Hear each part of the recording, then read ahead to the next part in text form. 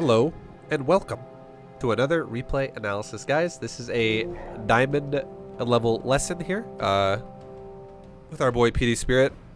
We're going to help him figure out what he's doing right, what he's doing wrong, and this is a ZvT. So let's jump right into it, shall we? Let's see what he's doing. See what his plan is overall. And yeah, just a little bit of an apology here before we really get this underway. My nose is super blocked today, so there might be times when I'm looking like I'm struggling to breathe. Don't judge me, okay? Don't judge me. I'm trying my best, but yeah, I mean, I'll try to make it look not so bad. But yeah, we got ourselves a standard build so far. We got a 17 hatch coming down, it looks like. I mean, it doesn't have to be hatch first, but 17 supply so far. It's all pretty standard so far. Definitely want to turn those minerals in before you do this, but whatever. It's not the end of the world. Easiest way to do it, just to throw it out there, if you go for a 17 hatch, the perfect drone to rally,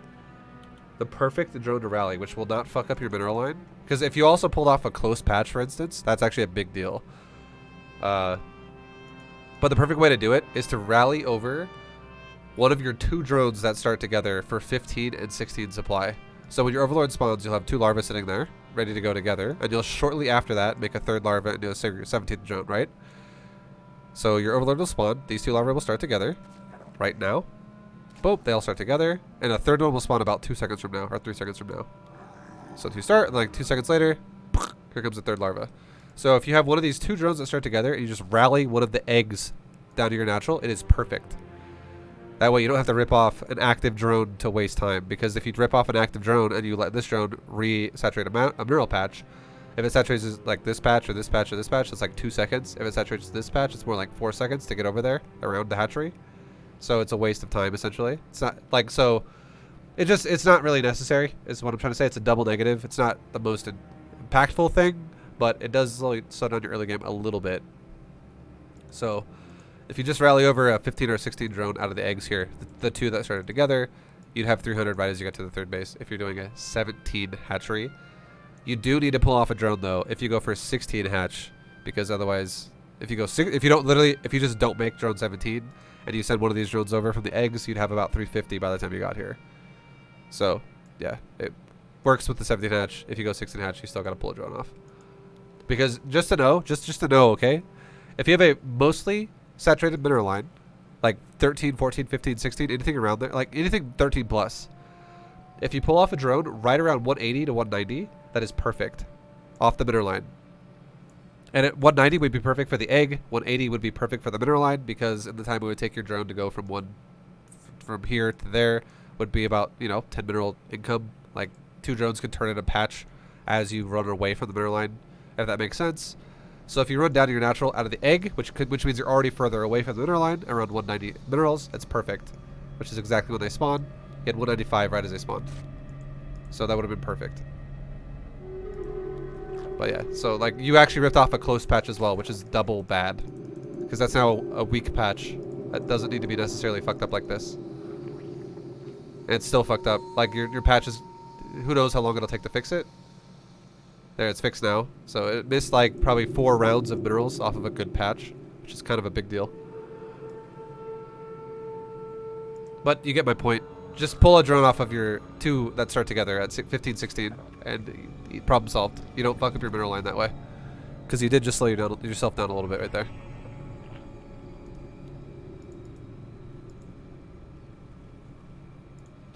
Alright, so going for... What gas was that? Was that a 20 gas? Are you doing beta jam? You did do a 20 gas. This might be beta jam. We'll see. 20 gas is definitely late as fuck. Super late.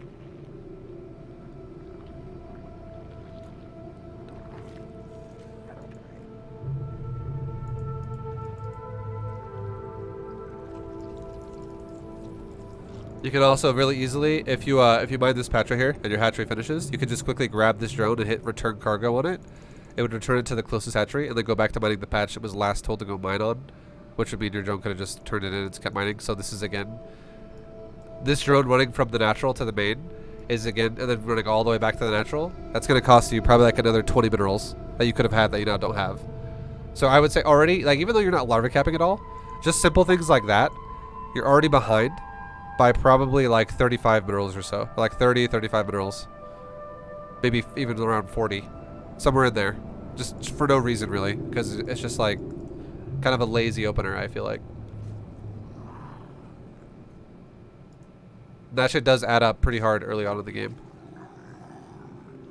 So you want to avoid that kind of stuff happening to you as much as possible. Okay, so you made 4 lings. You're gonna go quick layer. Okay, so you're doing be the GM. And you double eject because you're going fast layer, which is fine.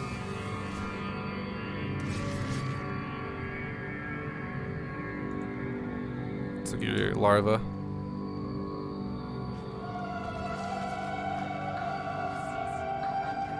It's all good so far. You're making larva pretty well for the most part. Nicely timed Roachhorn. Your gases should be started right now too. Good. This is good. Your build's fine so far. It's not perfect, but it doesn't have to be perfect.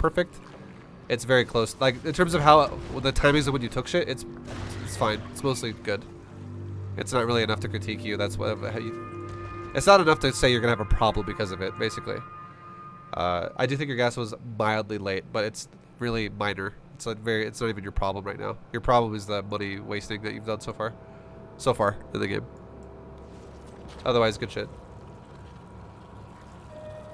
But you're not saturating your gas. This is now a problem. I would say now your gas is super late. Like, when did you took your gas a little bit late, and they finish at like 356 or so, 357. And how long does it take you to actually saturate them? And I know you're looking at the Reaper, so you're distracted. It's already been 10 seconds, 15 seconds, 20 seconds, 25 seconds, 30 seconds. It's a long time. It's almost a minute. It's definitely gonna fuck you over.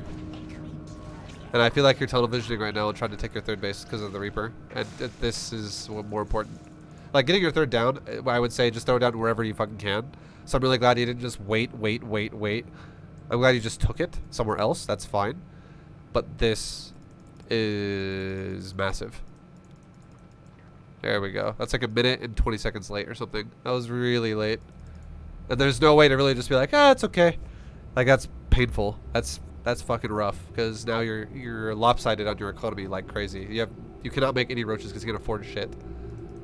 So if this guy did a timing attack to you right now, you would probably die. Like, a mistake like that might not kill you right now in this game, but a mistake like that would 100% kill you versus someone who actually does a proper build, because 5 roaches cannot stop shit versus a well-executed build at higher levels. Because you should definitely have more than, you should have the ability to make more than 5 roaches if you want to, but you can't because you have no fucking gas. Like, you should have already mined probably like 150 gas out of each one of these. Or something like that. Oh, yeah. Yo, Food of Fear, thank you very much for the 20-month resub. So long. My streak too. Hell yeah, man. Thank you very much for the 19-month streak. Hell yeah. Much appreciated. All right, your drone count. Not bad. Could be a little bit better. Not bad though. Again, the quota I like to give people is about 66 by 6 minutes. If you're fucking cruising, like doing a really good job. And right now you're at 57 at 6 minutes. So a little bit under par. And I feel like it's because ever since this gas problem happened and ever since Reaper showed up at your base, I feel like you've started having larva problems. Like you don't spin it as fast as you should. Like, cause watch this. We'll go back to when the gas got made. We're not gonna watch all of it the whole way through again, but just watch your larva now. Like, don't look at the gas this time. We already know this is like 80 seconds delayed. Watch your larva when the Reaper shows up. Watch the larva. Reaper's here. 4 larva. Overlord in production at all? No. You're about to supply block. 4 larva. 4 larva. 4 larva. 5 larva. This is so much, like this is already, again, like 30 seconds. 20 to 30 seconds of just not spinning your larva. And you just made something, which was a roach, and now you're supply blocked. So now you're going to have to start the supply block, which is an overlord here, which is already like 20 seconds after it should have been made. So this is a very long supply block, in theory. And now you make 4 at once. So you got distracted as fuck by the Reaper. Just try your best to go, oh, there's units there? Cool. Just like, as long as your shit's in the area with them, that's fine. And just go back to your build when you have a second. Like, just, you have to try to like break yourself out of like the tunnel vision by being like, oh, a Reaper. Look at the Reaper for like 3 seconds and go, stop looking at the Reaper. What do I got a macro? Macro, okay. Repeat that process. Do not ever let yourself be like Reaper, Reaper, Reaper, Reaper, Reaper, Reaper, Reaper, Reaper. 20 seconds later, Reaper, Reaper. Oh, fucking supply blocked. Okay, I gotta make shit now. I have 8 larvae or whatever. Don't ever let yourself do that. Because that sucks. Because now what's happening is you're starting 4 larvae all at the same time. And you're supply blocked for at least 16 more seconds. And you have larva cap on this hatchery right now. And you're going to have larva cap on this hatchery right now. This is like a full extra larva you're missing again. You have 7 larvae sitting there because you're supply blocked. Because again, in theory, this supply block has lasted you like 40 seconds, not just 18 for the overlord. It's because it took you so long to realize, oh shit, I need to make overlords. So that sucks. That's why you're behind. Right here, this is a major reason. You know, it's 100% why you're falling behind in your larva, or in your droning.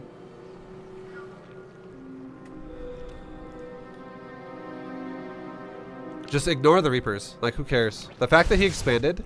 Here's the thing you should really tell yourself. The fact that he expanded already tells you cannot die to an all-in before you are fully saturated on the same amount of bases that he has. It's impossible.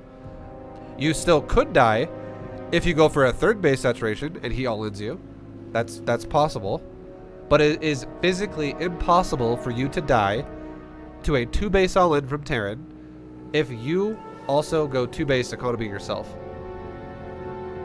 The only way that could happen is if he didn't have a 2nd base and instead was going for like a lot of barracks and was like going to do a big ass marine push with like proxy 4 racks. Then yes, you could die.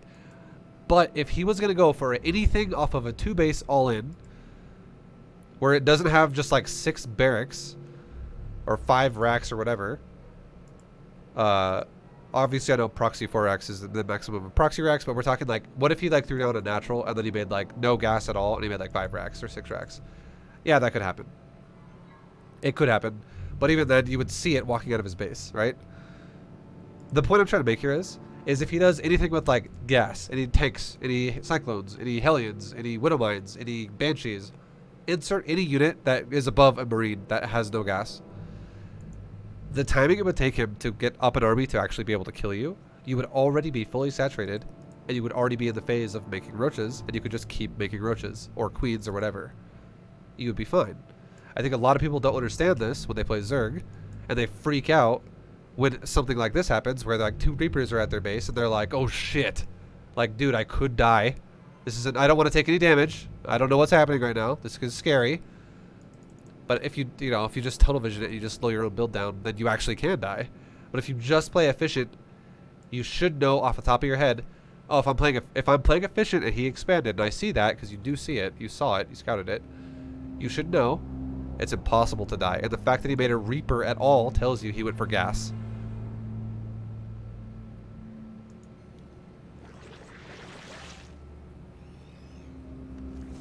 So there's no reason to like stutter your larva, essentially. Like, it should just be like the same plan every time. The only time it would be confusing is if you didn't see a natural and you were like, okay, what the fuck is this 1 base all in? Because then yes, if you're going to saturate a 2nd base and he's 1 base all in, there's a chance you could die if you don't react properly. But if it's 2 base versus 2 base, like, you don't have to worry about shit.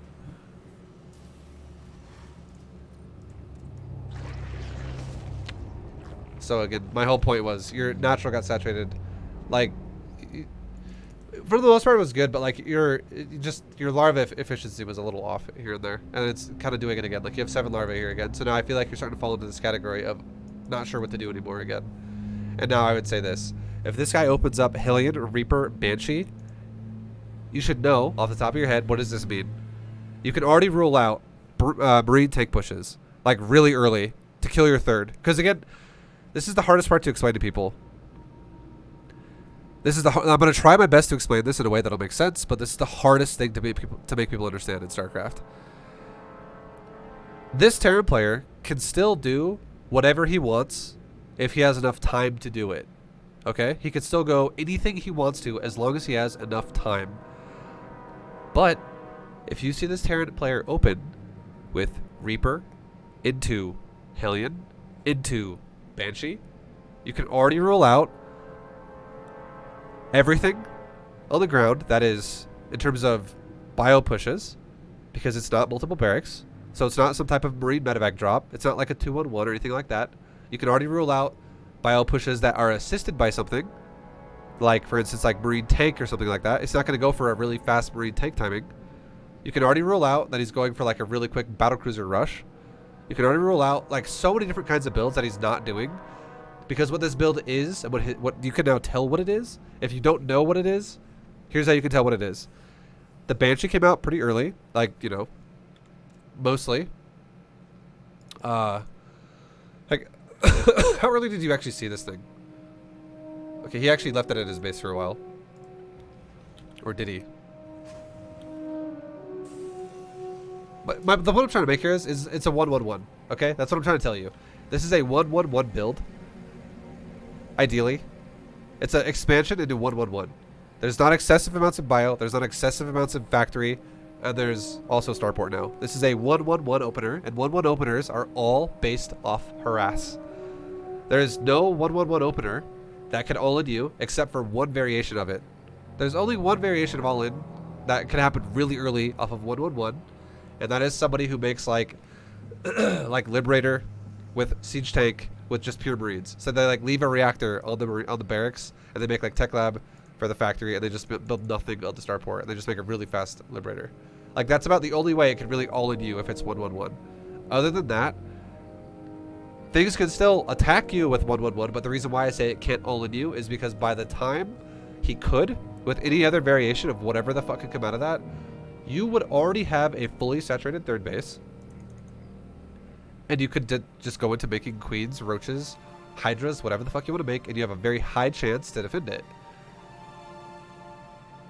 There's windows of opportunity inside StarCraft 2, and you have to realize a 1-1-1 is your window of opportunity to make drones, because nothing can all-in you right now because he's not going Marine Tank Liberator.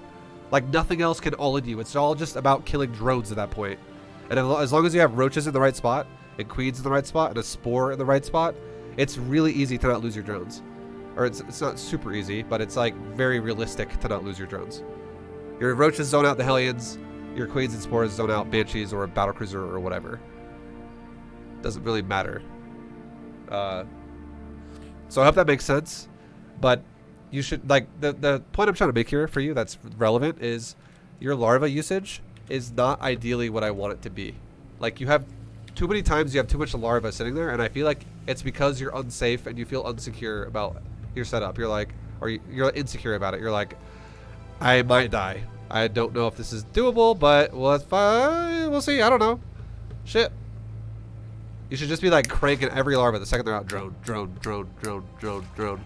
I don't mind that you made 8 roaches. That's pretty like a safety number, like a safety net. But here you go. Like, look at this again. 8 larvae. They finished at like 527. How long does it take you to use it? They're coming at 526. They're all starting to spawn on the ground right now. 526. You don't spend it until 532. You do make drones at least. But that's 6 seconds of just like, you know, like if that repeatedly happens, if it's repetitive in your habits that you always, like, you know, 7 seconds here, 5 seconds there, 6 seconds here, 8 seconds there. It's okay when you're like maxed out, or when you're like 180 supply, or like really close to maxing out. It's not as impactful then. There's a little bit more room for error then, where it's okay, because there's other things that are more important. Even though that's still important, it's not as important. But in the developing stage of the game, when nothing's really happening yet, and it's like you're pacing your build to see how fast you could go into the mid game with it, this is a big deal. This is a huge deal, because this is literally the power of your build in the mid game. And some Zerg players that do it fast might hit the same mark that you're trying to aim for. a full minute before you do, because you do things like let your larva sit there for 5, 6, 7 seconds at a time. You do little mineral inefficiencies here and there. This kind of shit adds up, and that's why whenever you hear someone cast a game in StarCraft 2, they're like, the little mistakes add up, and it, you know, it screws you over. Like, have you ever heard someone say shit like that? It's exactly what they're talking about, is what I'm saying right now. Like, these little things, they repeatedly add up, and they slow your build down like crazy, because you're in the build-up phase, which is 10 times more important how efficient you play it than the in-game phase. All the in-game phases is like, oh, I have an oversaturated mineral line, let's fix that. Oh, I need to like spam 8 injects in my fucking hatchery because I forgot to do it for a while, but I'm still maxed out anyways, so it's okay. That's fine. But in the build-up phase, it's not okay. Every second slows you down more and more and more, and that's how, you know, you might get opponents who just pace faster than you, and you're like, well, I can't ever beat this guy.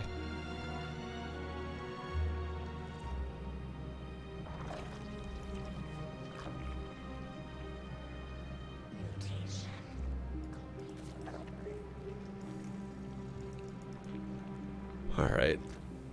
So you have like 11 larvae again a second there for a second. But you didn't spend it. You made drones again. I like it. So you're not too late. You're like 20 seconds late right now on where I for like what I would consider it to be efficient. It's not the worst, but 20 seconds is still 20 seconds. It's not like, oh, it's not a big deal. It still kind of is a big deal. And then the second you see something like this, if you haven't done so already, you need to immediately. Okay, you did already. Good. I'm glad you made spores. You need to definitely have a spore here too, though. And the second you see this too, I would highly recommend making an overseer and grabbing your, like adding it to the group of whatever your queen's in. So add it to group 3 for you. So that way you can have mobile detection that can help zone out the banshees. Because you should always expect if someone makes more than one banshee. There's 2 ways to tell if someone's gonna get cloaked. Okay, here's a little tip for Zergs out there to understand if you're gonna get cloaked on. And here's a second tip as well. There's 2 tips at once right here. I'll tell you the first one about map control, and then I'll tell you about banshees after. So the tip number 1, if you ever get harassed by something from Terran and it's not a full army, and you know that, for instance, this guy has gone 1-1-1, it's the most common against 1-1-1. Like Hellions are on the game basically. Always expect for Terran to attack you from two locations at the same time. So if I were you, it should be just ingrained in your Zerg brain that you go, oh, Banshee's attacking the right side of the map. I bet he's going to attack the left side of the map with Hellions. You should always think that. Or vice versa. Oh, he's attacking the left side of the map with Banshees. He's going to attack the right side with Hellions. Because what Terran players love to do, because Terran is a race built around harass, they love to pull you to one side and harass the other side. So these Banshees, he probably didn't even try to actually kill the hatchery with it. It just kind of happened. He's like, oh, cool. I actually killed the hatchery. All right, made him cancel it. This is nice. But what he really wants to do is he wants you to get out of position so he can roast your fucking drones. That's what he really wants to do. This is what his real damage is. So if you always go, all right, let's, you know, make sure I'm not just fully exposing myself on the opposite side, suddenly this shit doesn't really have as much of an impact on you. So like your roaches right now are in the worst spot possible because you're not on either side of your creep.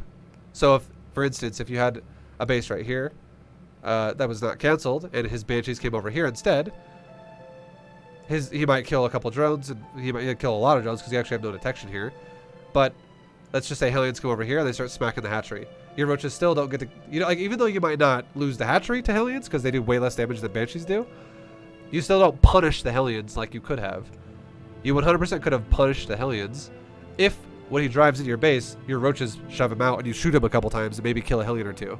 That's great because you whittle his army, you whittle down his harass. But if you're just completely exposing yourself, you know, this is worst case scenario because the Banshees did go, in my opinion, to the right base. And the Hellions, in my opinion, also went to their right base. Hellions should always be the ones that prioritize worker killing, and Banshees should be the one that prioritizes base killing, if you can help it. They both can obviously kill workers, but Hellions kill workers way faster than Banshees do. But you don't really have an option to defend either one of those because your roaches are actually not defending either side of your base. And if you're not sure what Terran's going to do, let's just say Terran hasn't showed you Banshees yet, so you're like, oh, he's probably going to attack me on the other side. If he's like, well, Terran's just nowhere, I don't see him at all. How about leaving? You have 8 roaches. What if you leave 4 here? And what if you leave 4 here? And then wherever the Hellions decide to go to, you just go, roaches, go attack there. So the roaches already engaged the fight. The 4 of them you have over here. And if he runs away, then he runs away. But if he doesn't run away, those 4 roaches will start killing his shit just because. And your other 4 roaches will come reinforce and continue also to kill his shit. That way, if you do lose your drones, you're not going to lose all of them. And it's going to be a lot less damaging to you. You might lose some still, obviously, if he dives your base. But it's going to, if the Terran throws away his whole army to try and wipe out some workers and you kill his Hellions really fast, you could very quickly replace. And you could, then what it does to you is it opens up what is called a drone window to you. Because if the Terran has literally built his whole harass into this right here, which I'm going to let you know right now, this is everything. And again, how do I know it's everything? 1, 1, 1. 3 buildings. That's what he opened with. You've already scouted everything too. You scouted the 3rd command center. You scouted the Hellions. You scouted the Banshees. You scouted the whatever it's called, the fucking factory. The point I'm trying to make here is if a player goes 1, 1, 1, having an idea of how much shit is possible in the game is also kind of nice. So if a factory finishes, let's look at when the factory finishes the reactor, okay? Let's just say it's right now, okay? This is kind of a fucking super late. This is not his real first factory reactor. But the point I'm trying to make here is do you know how long a Hellion's build time is? And if your answer is no, I have no idea, then obviously you should probably learn that, and we'll talk about it in a second. But if I were to ask you, alright dude, he just landed a fucking factory on the reactor, and 2 minutes have gone by. Let's say 2 minutes later, I were to then ask you a question, how many Hellions do you think he could have by now if he was making Hellions as fast as he could? Off of one factory with a reactor. How many Hellions do you think he would have in 2 minutes? The answer, if you're like, I have no idea, fucking 20. Or if you're like, 2. Both of those are definitely way off. The answer is no on both of those. He can make about 3 Hellions per minute, roughly. It's a little bit slower. It's like it takes a little bit longer than that, just barely. But it can make about 3 Hellions a minute per cycle. And if he has a reactor, you double that. So now, if he can make 6 Hellions a minute, he can make 12 Hellions in 2 minutes, roughly. It's a little bit longer. But if you saw anything between 10 and 12, I would say, yeah, that's right. Correct. Because the Hellion's build time is 21 seconds. So if you don't know that, you should know that. Because then if you see, like, let's say you get attacked by a 1-1-1 opener 2 minutes later, and you go, oh, look, 6 Hellions. Do you know what that tells you? That tells you so much information. This is why a lot of people don't know how to read StarCraft games. If you have 2 minutes have gone by, and this dude is fucking attacking you with 6 Hellions, and let's say your Overlord's looking at his base, and you see no other Hellions there. It's 0. You can be like, wow, you know what this guy's probably doing? He's probably going for a fast fucking 3rd. Why do I know that? Because he could have had like 12 by now. And he doesn't. He has 6. So he's obviously not fully maximizing that production on that Hellion factory button, whatever. He's obviously saving. He's like making some here and there, and he's making other shit. So either he has a 3rd command center really fast, or he's gone gas heavy. One of those 2 things is happening. Or if you were like, okay, it's been about like 2 minutes and like 10 seconds. Yeah, he's got 12 Hellions. You know what that tells me? He probably has more of a factory emphasis. And that probably tells me I would not be surprised if this motherfucker has a 2nd factory in his base, and maybe he's doing like battle mech. Maybe he's going to go Hellion Cyclone, and he really wants to make sure he controls the ground with that. That's what that tells me. It tells me he's not going gas crazy, and he's not teching super hard. Or something like that. Like, there's so much information you can take away from little things if you just know how much shit costs in terms of time and resources. So the point I'm trying to make here is if you saw 6 Hellions, and this is way later in the game, and this dude opened with reactored Hellions, in my opinion, there is no need to be afraid of splitting your roaches up 4 to 4. Like, who fucking cares? You're fine. It's 6 Hellions. 4 roaches can like 2-shot a Hellion, so you'd be totally fine if you did that. And you would have very little chance of taking damage, is the point I'm trying to make here. Because there's a very little emphasis on Hellion killing drones here. It's just like, just in case you fuck up, then he will kill a lot of drones. But if you don't, he won't kill much at all.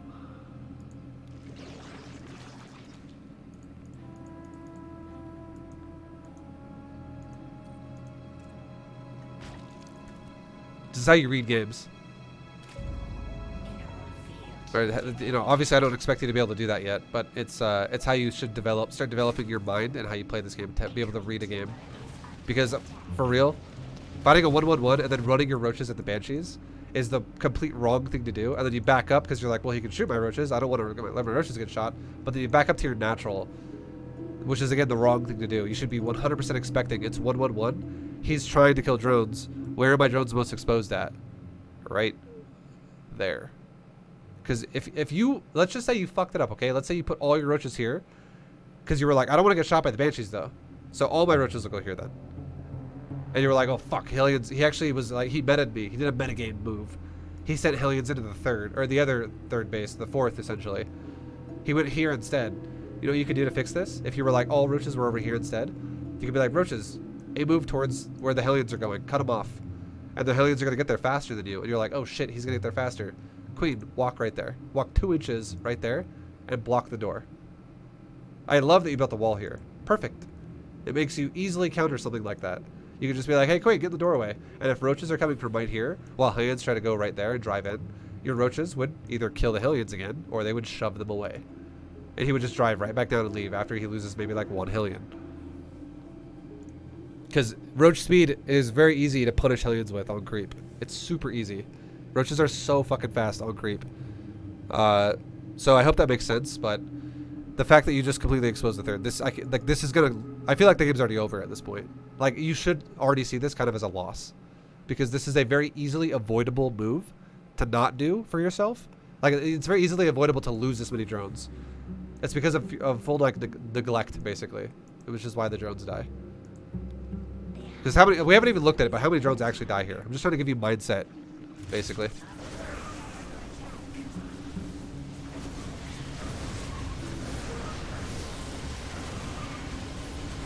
Yeah, that's a lot of drones. You just lost 26 drones. And a couple of banshees also killed a couple more drones in your natural, but 26 drones have just died.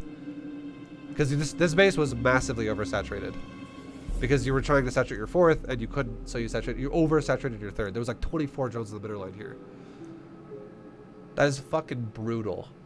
This is like very, very, very, very devastating to you right now. This is like game ending. You can still come back from this, but this is really bad. And it was so easily avoidable. See, like, you're doing it again. I dislike this.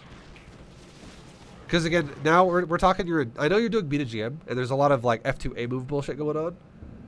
But now that if you're in Diamond League, you are gonna have to start microing a little bit more.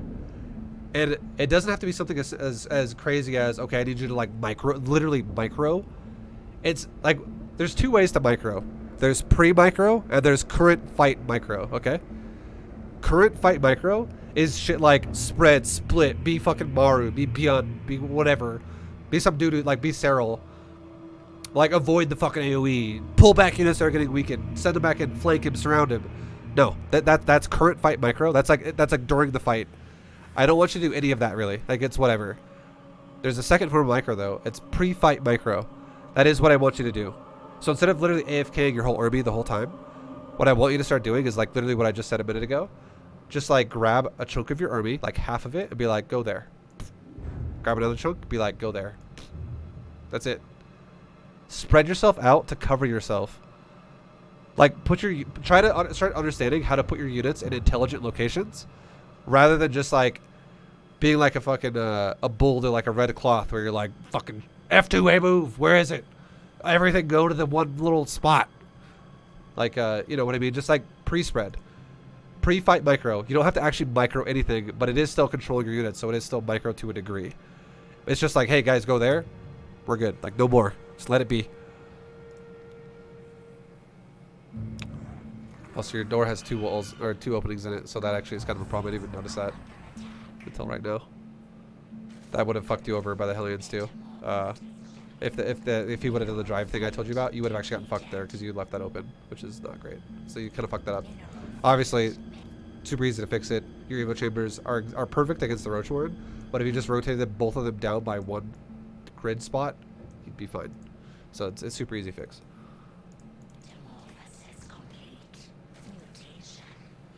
Like, see how you're so exposed here again? You're not doing it again. Like, if this guy Hellion attacked you again, you would 100% lose like half your middle line. You would lose so many drones. But I mean, he's probably not going to do a Hellion attack on your middle line because you did scout that he was going for multiple barracks as a follow-up. So the Hellion Banshee was an opener 111 can literally become mech, or it can become bio. So the fact that your Overlord got into his base, I love that you scouted him. That's great. But now you know, oh yeah, it's bio. Okay. So cool. That's good. But even then, if you had like 24 stim marines here, like 3 medevacs, or like 2 medevacs of 16 marines, and he just stimmed in, he could run at your middle line, and if you don't react the second he just appears on your screen, like immediately, even if you reacted immediately, he would still be able to kill like your gas drones, load up, and run away. But if you don't react immediately, let's say it takes you like 2 seconds or 3 seconds to go, oh shit, he's over there. Like he just started shooting my gas drones and now I'm going to react. 16 or like 24 marines could wipe out your whole fucking drone line. Every drone here could die, and then he could load up and run away. Or he could kill the hatchery and run away if he had like 24 marines. Either way. Like, this is just exposing yourself to damage for no reason.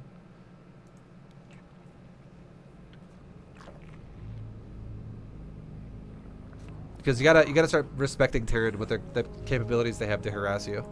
You have to respect that. If you don't respect it, you're gonna always lose drones like crazy. Because the higher level you go, the more it's gonna keep happening to you. I'm glad that you're building spores and new base. I'm glad that you eventually built the spore here. Even though he's not making banshees anymore, it's pretty important to just make a spore. Because there's always a possibility he could just make another one. And if he did that, and you were just like, nah, fuck it, and he just made another one while an attack was going on, and you just look back at your base and you're like, oh fuck, I just lost like 24 drones, 22 drones. Because I didn't realize there was a banshee there and it was cloaked while I fought him over here. Like, that's a good way to just lose the game. So a spore crawler at this point as well is so negligible. It's like, whatever, who cares? You have a lot of drones at this point, and it's nice to have. It's like this. You could say the same thing about a Zerg having mutas or a Protoss player having like oracles, Stargate. Always just make a spore at your middle lines if you know your opponent has access to air, or if the game is already around like 8, 9, 10 minutes long, because at that point everyone pretty much has access to everything for the most part if they want to. Like, you can make any unit at that point if you really want to tech into it. So. Yeah, I mean, you gotta... I like that you're making spores. You should do it at every fucking base. You should definitely make a spore here, too.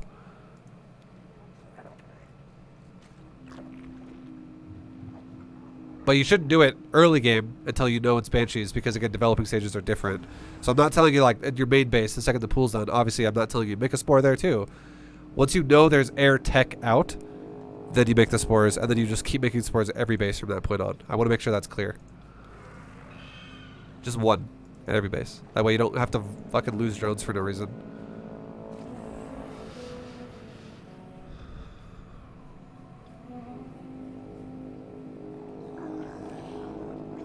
And now you're actually behind in supply going Roach Hydra, which is exactly what I've said like 100 times, which is not the position you want to be in. If you're going to go Roach Hydra, you should be like maxed out, and Terran should be like 150 or something. Like, you should have a substantial supply lead. The fact that you're behind in supply, if this Terran doesn't make a lot of mistakes, you should just die.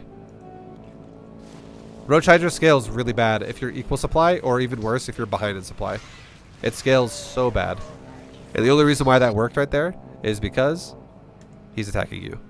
If his army right here was defensive, he would have ran your ass over. 100%. Guaranteed.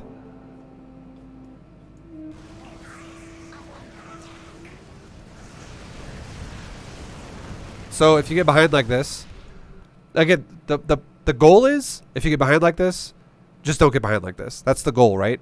That we shouldn't have the goal be like, well, I'm always behind, so how do I fix that? How do I play from behind then? No, that's a bad way to look at the game. You shouldn't just expect to get behind every single fucking game. The number one goal is to not get behind at all. Try to make sure you keep a lead the whole time.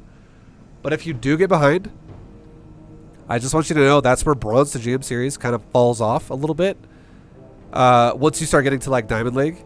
Because if you do get behind, and we're talking about Diamond League level games, your opponents will probably start to kill you. Like, it's not the most efficient armies, is what I'm trying to say, especially for Zerg.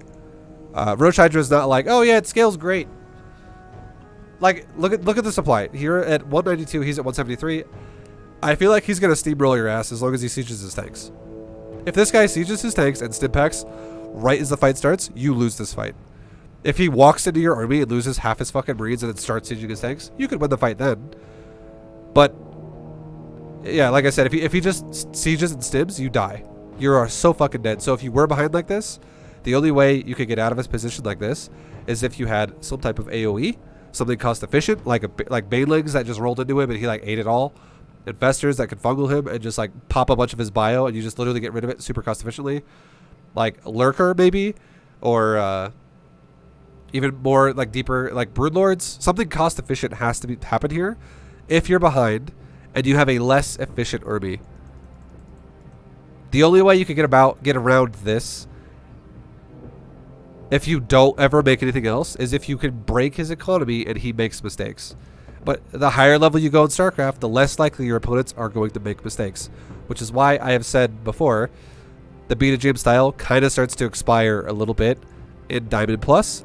Because again, if you lose control of the game, which you already have lost control of the game, in my opinion, like the drones you've lost is horrible. If you lose control of the game, the style is way weaker. Because your opponents can actually macro properly then. Like, everyone kind of understands how to macro once you get to Diamond Plus. For the most part.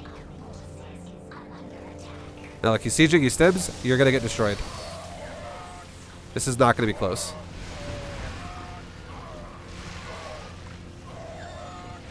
This army does not scale well for Zerg. Your reinforcements all came out, so this is now 2 waves of Zerg. That was your first army, and this is all of your reinforcements now that just spawned. And you're still fighting his initial army. Look at the Terran's reinforcements.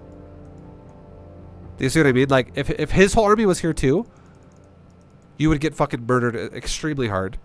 But this is 2 waves of Zerg, because look how much the Hydras were in production a second ago.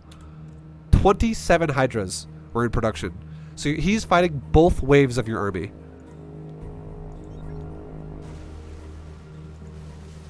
This is the first wave. 27 Hydras pop out. Your first wave gets obliterated. And then wave number 2. All the other Hydras have just spawned. He's also fighting out of siege tank range. Like, now he finally backs up to it. And he runs away. So I mean, not perfect micro by the Terran either, obviously. But yeah, like he still has a big army though. Like that was painful as fuck for you because that's hard to replace from. But the best thing you could do now in your position, I would say, would be to either do something cost efficient or do something that is economy killing. And the way you can tell that is how many bases does a Terran have. And if you had some type of a scout on the map, like a changeling or an overlord or a zergling or whatever, or a roach, if you go, oh, okay, this guy's literally still on 2 bases. He's on 2 bases. This went from a 5-base Zerg versus a 3-base Terran to a 4-base Zerg versus a 2-base Terran. My recommendation to you would be, don't go for max Roach Hydra anymore. Don't try to go for economy killing because he's not expanding very fast. Instead, just go for something cost efficient, like go for broods or something like that. It would make more sense right now because he's turtling. He's expanding super slow. The slower the Terran expands, the more confined his base is, the shittier Roach Hydra is going to perform at higher levels of play. So if you go Roach Hydra still, and you just max out Roach Hydra, and you attack into his base again, all that's going to happen is you're going to probably run into all of his Liberators, all of his tanks, and all of his bio, and you're going to fucking lose everything. Because he's not over-expanding. He's not exposing himself super hard. Because again, you don't have control of the game right now, because you are not surpassing his supply by like 60 every time you guys fight. You're actually down in supply almost every time you guys have fought so far, which is not good. And the reason why that is because your early game fell apart. Like, you lost so many fucking drones early. So you cannot fall behind if you want to still do beta GM styles. You have to maintain a lead for it to work properly. So you're making Hydra still. And what's going to happen is you're probably going to max out within 20 supply of the Terran, which is not going to be good. You're still behind in supply.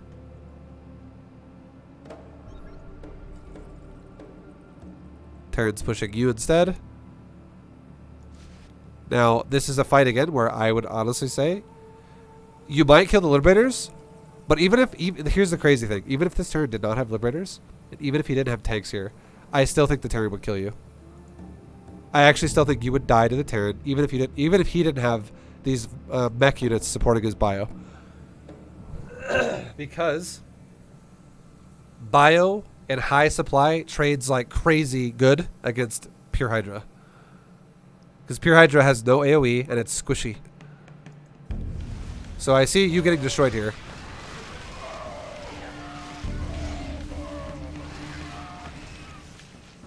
So there you go. Now you're behind by almost 40 supply, 30 supply.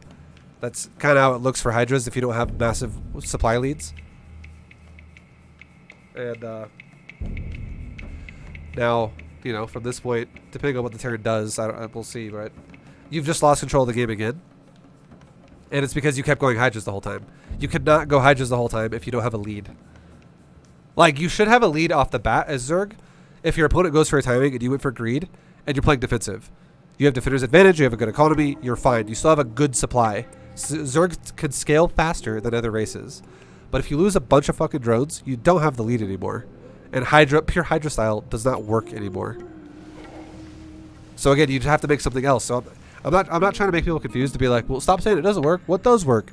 Something with AoE. Make some fucking Banes. Get some Zerglings. Get some fucking investors or make some lurkers. Do something with AoE or something cost efficient, because pure Hydra is brute force as fuck, and it is horrible if you don't have more supply than your opponent by a lot. It scales way faster than everything else the game does. Like pure Roach Hydra is super supply heavy, but it's also very weak if it's matched in supply.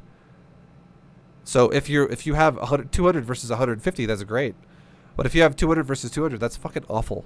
Because he has a good army. His army is actually well balanced. He has medevacs. He has some marauders. He has tanks. He had liberators a second ago. He's making a balanced army. Pure Roach Hydra is not a balanced army. Pure Roach Hydra will be the equivalent of the Terran player staying on Breed Marauder, and that's it. No medevacs, no tanks. It's just fucking Breed Marauder. That's all he's making. That's it. So like it has no longevity to it. So obviously if he was pure Breed Marauder and you had, let's say, you were the one with tech army. Let's say you had Hydras, you had Lurkers, you had like Ravagers, and he's just pure fucking Breed Marauder. Yeah, pure Breed Marauder is still a little scary, but just like Roach Hydra or pure Hydra is still a little scary. But if he has a diverse army and you don't, or you know, if you're the one with the diverse army, whoever has the more diverse army that is higher tech and more cost and just better, if supplies are equal, the more diversified army is gonna win. Because it's just stronger, especially if it has AoE versus something that's just being mass tier 1. Or like mass, like, just range units that are on the ground. Like Hydras. So this is super painful for a Zerg.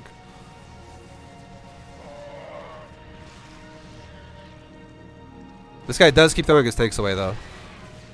Which is, you know, that's what I'm saying, where like, stuff like that needs to happen for you to have a chance at all. But here he comes again with another bio army. And it has medevacs to support it, so I mean that's rough. And he's about to have level 3 weapons, and when that upgrade happens, your life is gonna suck real bad. And now you're making Broods and Vipers. I would say both of those don't apply together. If you're gonna make Viper, you should have just made Viper and called it a day and used the fucking Blinding Clouds or whatever and just try to make that work. Maybe with like Banelings. Like Ling Hydra Bane with Viper would be okay here. Why would that be okay? Because if you Blinding Cloud the bio, what do? They run into your army closer, and what happens if he runs into your army closer? Well, he can't shoot, and you have Banelings rolling right at his face. Your Banelings have a way better way to connect. That'd be great. Ling Bane, like if you had it in Baneling and Viper, that would be super good with the Hydra. Or if you just still had a good army count of Hydra, and you just throw out like 5 or 6 Blinding Clouds, that would be not bad, because you could maximize DPS of Hydras longer while his army just runs into you and dies, because it can't shoot under Blinding Clouds. If you're going to go Broodlords, don't even bother making Viper, because Broodlord and Viper together make no fucking sense. Like, that doesn't really complement each other very well in this position against Bio Tank. You don't need Vipers if you have tanks, or if you have Broodlords, because they do the same fucking job. They both deal with the Bio and the tank either way. The Broodlords obviously kill them. The Vipers control them, but they allow the Hydras to kill them. But either way, they both don't need each other to do the job against ground units, basically. All that happens if you get both of them now is you're never going to have enough Viper to really make a difference, and you're also not going to ever have enough Broodlord to make a difference. Like, if you were to be able to be like, okay, I can make 8 Broodlords, or I can make like 6 Vipers, Or I can make like 3 Vipers and 3 Broodlords. You know what I mean? Like, it doesn't make any fucking sense to get both of them. Because it means you just have this shit army now. Because it's not enough to do either. Like, it's not enough on either side to really be, you know, effective. That'd be like the Terran player saying, I'm going to make 1 tank every time I push you when I could have like 7 or some shit. Which is kind of what he's been doing because he keeps losing them.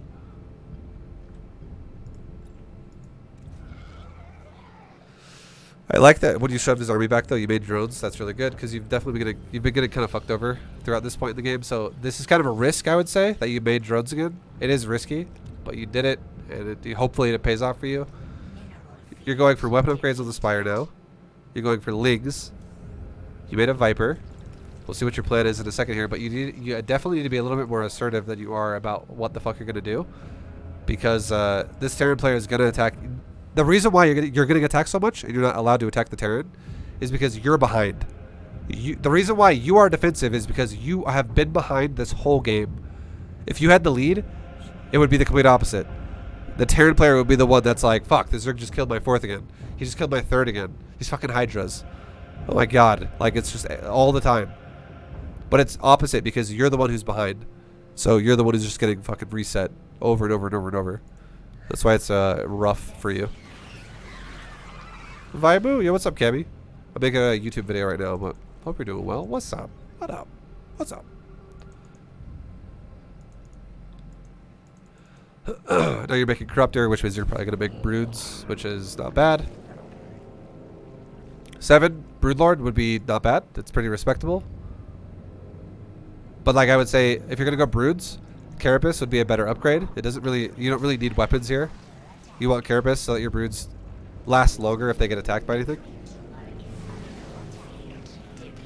Oh, yeah. Yo, Cammy, thank you so much for the 13-month resub. Oh my god. Welcome back. Welcome back. Yo, and Parkadian, thank you very much for the 8-month resub as well. Alright, now let's talk about your micro for a second. This is a blunder. This is a blunder, dude. Woot. Yo, Parkadian, woot. Woot back at you, bro. Woot. So what you should be doing here, PD Spirit, is you should be engaging with just your Broodlords. Just Broodlords. Do not send your Hydras forward. You have 7 Broods, which is not bad. If you engage with just your Broodlords, what you do is you make his tanks shoot his bio. And your Broodlords will also prioritize his Marines first, because that's how AI works in this game. The Broodlords would always shoot back at something else that can shoot back at Broodlords. They're not going to shoot a Marauder if a Marine is next to it. It'll always shoot the Marine. And if you did that, what you could do is you could pull him away from his tanks and then fight him when he tries to fight your Broodlords. And if he goes back to his tanks, let him go back to his tanks. Do not make your Hydras chase him. Let your Broodlords just push him back to his tanks, because you can keep making him shoot himself with your Broodlings, with his siege tank AoE. That's a great way to do it. However, if you just run right at him with all your Hydras and run into tank range, you're kind of limiting your advantage here. Doesn't make any sense for you. So you should definitely be just attacking with Broods. Defend your Broods if he attacks your Broods with bio. And if he runs away, let your Broods just pick at him again. Just let your Broods pick at him all day. If this happens long enough, you'll just run his ass over. So the fact that you felt the need to charge him is bad, because you have superior siege right now. Your siege unit is a Broodlord. His siege unit is a tank. Broodlords win in that situation because you're air units and he can't even shoot you. And you can shoot him because you're air to ground. So you have superiority here, but you like throw it away by just overdoing it. You just run at him, which gives him the lead because you allow his tanks to be super effective on your Hydras. And it means all your Hydras die super fast, which is probably going to mean that your Broodlord line is going to get pushed because you lost all your cover for your Broods now. I mean, luckily for you, he lost most of his bio because he's, you know, just what happened. But that was risky for you. You didn't need to do it like that. You can still have all your Hydras alive for the most part. And like this wouldn't be happening if your Hydras are still alive. So although you did win that fight overall, you lost the war, I would say, because you lost your economy. Like, I'm glad you have another base to fall back on, though. That's good. But, so like, you definitely didn't lose the game yet for how that just went, but that was still really bad. You didn't need to throw that shit away like you did. What league is this? This is Diamond League. Diamond League, dude. Diamond.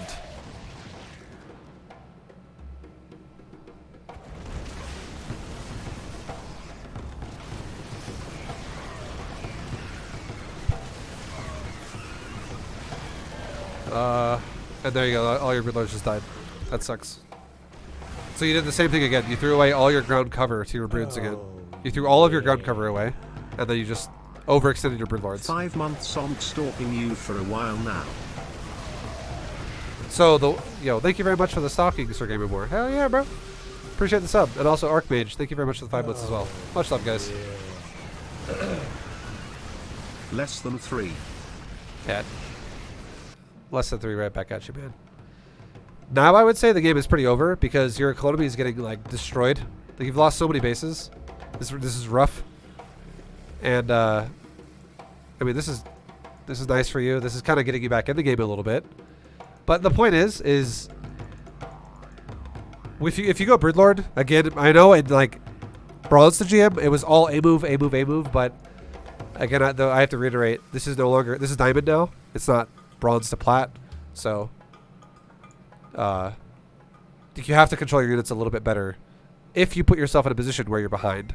You can't just A-move everything. And it only works if you're ahead.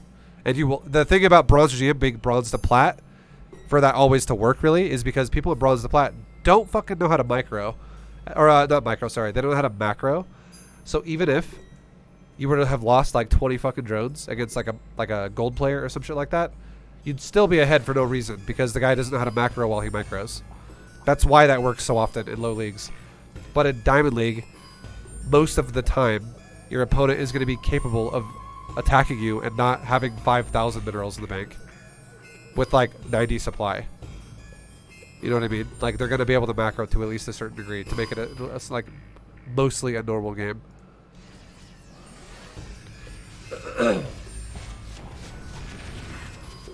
Oh, shit. And now, yeah, you're probably just gonna die here. It's rough. It's rough, dude. It's rough.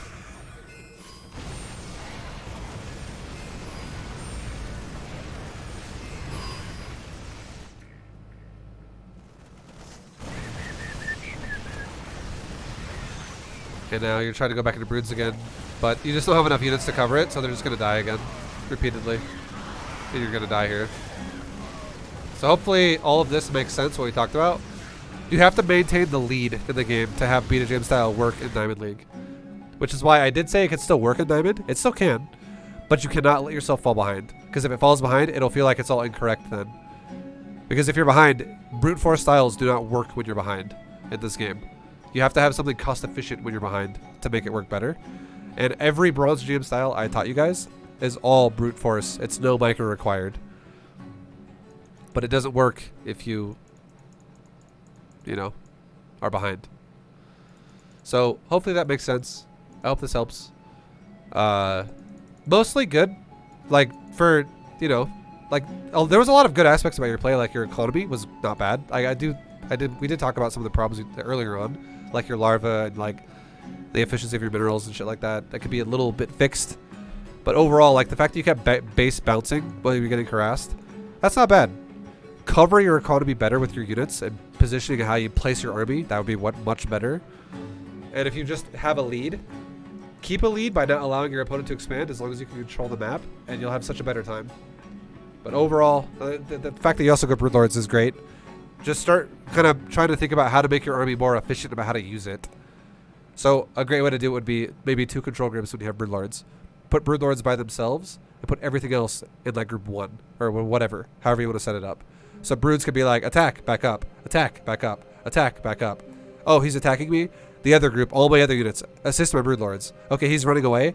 Other army that's assisting my Broodlords, stop, don't chase him. Broodlords, attack, back up, attack, back up.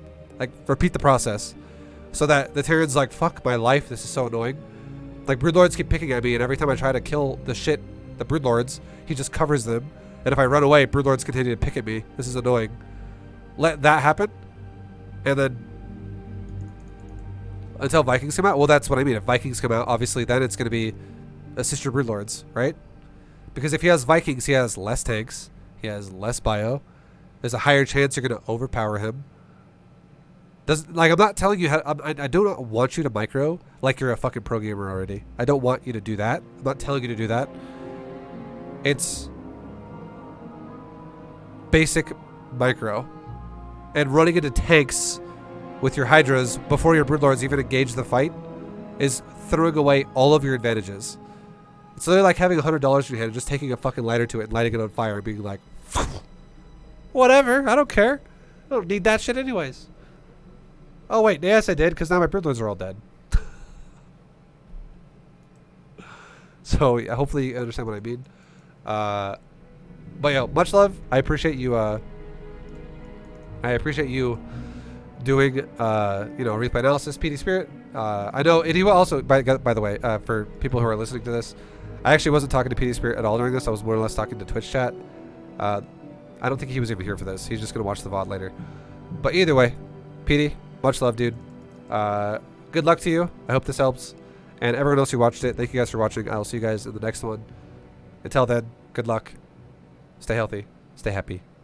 And I'll see you guys next time. Peace, everybody. Bye.